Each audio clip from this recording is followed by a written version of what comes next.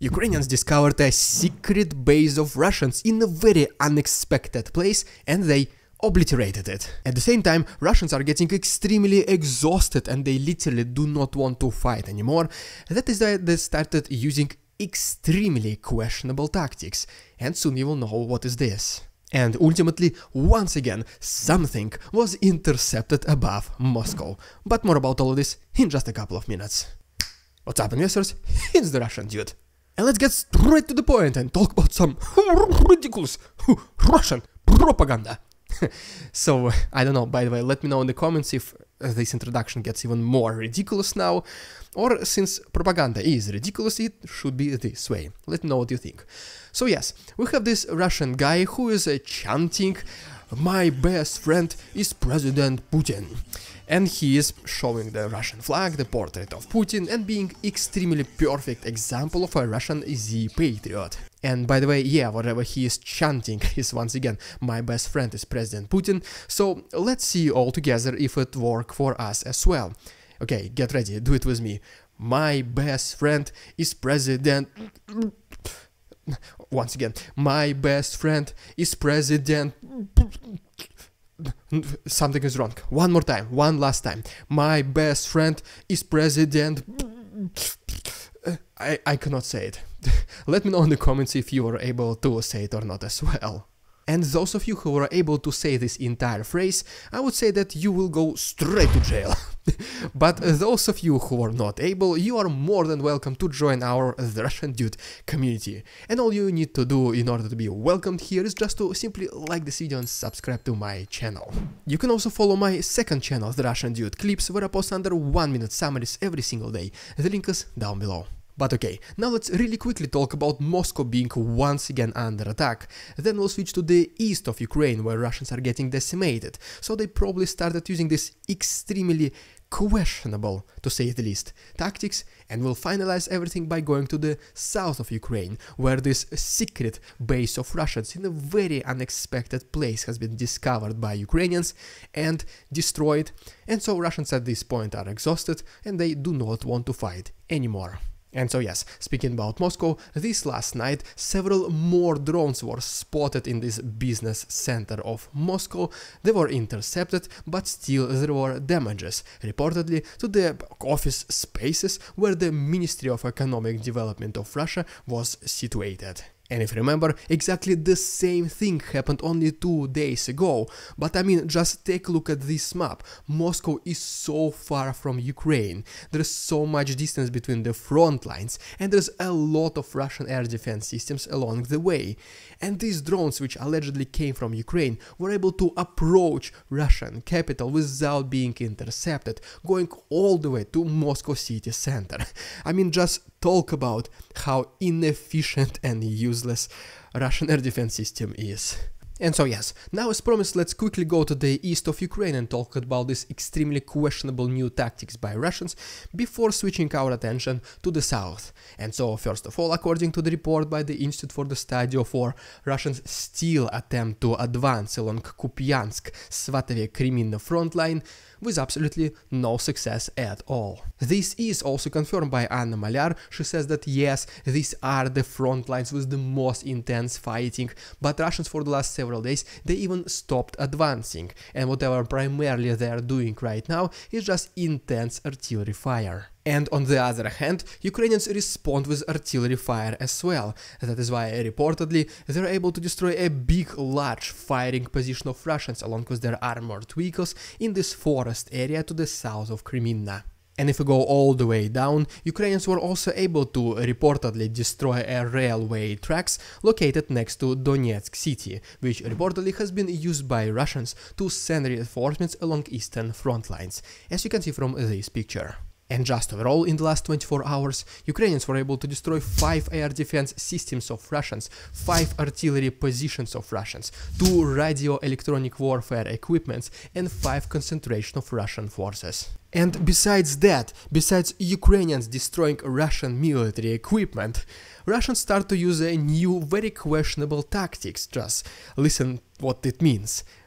Basically what they do is they destroy their own equipment as well. For example, according to these British intelligence reports, there are several cases of Russians putting a lot of explosives inside tanks, putting tanks in like drive position and sending them to Ukrainian positions. So these were like kamikaze tanks. They were approaching Ukrainians and pretty much making a very big loud noise. I mean, Russians are already very short on tanks and other military equipment.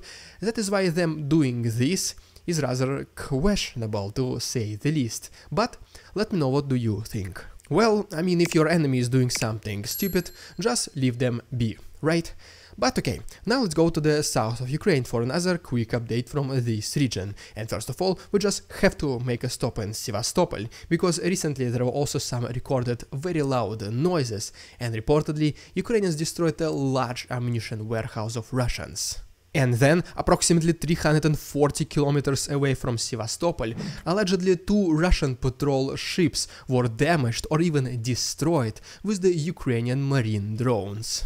But wait, there is more. The most important event of the last 24 hours is that Ukrainians were able to discover a secret base of Russians located on this small island named Jaril Hach, and as you can see, literally located between Kherson and Crimea.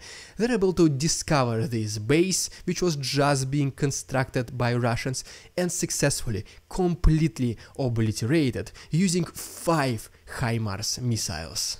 After watching this video, you will see it for yourself that there will be absolutely no chances left for those Russian forces on this small island, and for obvious reasons this annihilation will not be allowed on YouTube.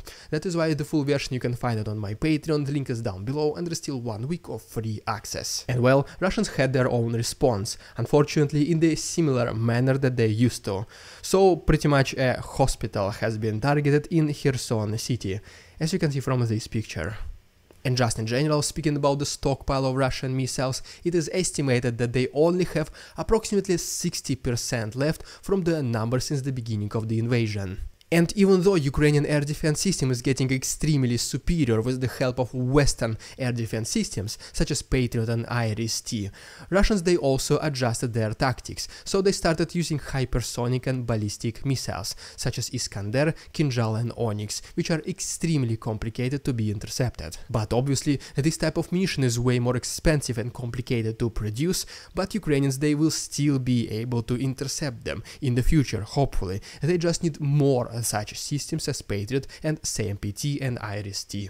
And so yes, coming back to the south of Ukraine, according to the report by the Institute for the Study of War, the main combat activities as always are happening in between Zaporozhye and Donetsk front lines, and also in the western Zaporozhye region. We even have this brand new video where Ukrainians are operating Leopard 2 tank and trying to advance next to Robotyne, which you can pretty much see how tanks work in action, in the actual battle. At the same time, a lot of Russian military equipment keeps getting destroyed every single day, also in the south of Ukraine, such as for example right here we can see the remains of a Russian missile system called Tor. And just overall, referring once again to Anna Malyar, since the beginning of this new phase of counteroffensive, Ukrainians were able to liberate a total of 241 square kilometers. And even though majority of people might think that Ukrainian counteroffensive is way slower than it is supposed to be, that it looks nothing even close to this counteroffensive back in Kharkiv and Kherson last year, as you can see it is still happening, slowly but surely, but it does happen. Because after all, the most important thing is that Ukrainians they keep liberating territories and apply this constant pressure against Russian forces, which allows them to be fully physically and morally exhausted every single day, because yet another report by the British intelligence claims that Russians, specifically in the south in Zaporozhye region, were not rotated at all for at least last 8 months. And I mean, just imagine you're sitting in these trenches for so long period of time. You repel Ukrainian attacks almost daily. You have at some point a shortage of supplies because southern logistics of Russians is constantly getting disrupted. So just think about it. What will this do to your mental health, to say the least? And on the opposite hand, these are fresh Ukrainians who just finalized their training with the Western allies, and they keep sending new reinforcements, I don't know, every single month. And obviously, one of the most significant component in every successful war story is the moral health, the mental health and physical health of the actual soldiers. If they do not want to fight, if they're not motivated to fight, if they're even incapable of fighting, there is no way they can either advance or defend themselves. And it is almost exactly what is happening right now across Ukrainian front lines, especially in the south of the country. And Russians, I feel like, that at the breaking point right now. So I personally assume that if Ukrainians, they continue this pressure, eventually they will break Russian defenses and start advancing way faster than it used to be. It will be a very most likely unexpected moment when this all starts happening, and if you don't want to miss, just please consider subscribing to my channel. Literally takes only one small click.